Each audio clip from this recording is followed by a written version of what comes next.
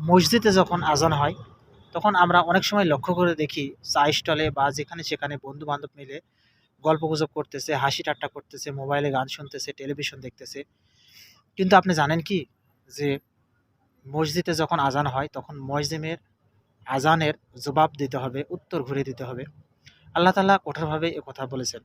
হাদিসে আসছে যে ব্যক্তি মসজিদে যখন আজান হয় সেই আজানের জবাব দেন বা উত্তর দেন তখন ওই ব্যক্তি ওই মুয়াজ্জিমের সমপরিমাণ সওয়াব পান। আল্লাহ তাআলা তাকে সেই পরিমাণ সওয়াব দান করে থাকেন।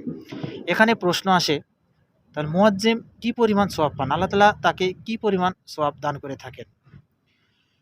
মুয়াজ্জিম যখন মসজিদে আজান দেন তখন তার আজান শুনে মসজিদে যে মুসল্লি আসে অর্থাৎ যতগুলো মুসল্লি আসে, আসার পর সালাত আদায় করার কারণে যে সওয়াব আল্লাহ তাআলা দান করে থাকেন, ঠিক সেই সমপরিমাণ সওয়াব মুয়াজ্জিম একাই পান। সুবহানাল্লাহ! তাই আসুন আমরা মুয়াজ্জিম যখন মসজিদে আজান দেন অর্থাৎ যেকোনো মসজিদে যখন আজান হয় আমরা আজানের জবাব দেওয়ার চেষ্টা করি, কোনো গল্পগুজব না করে।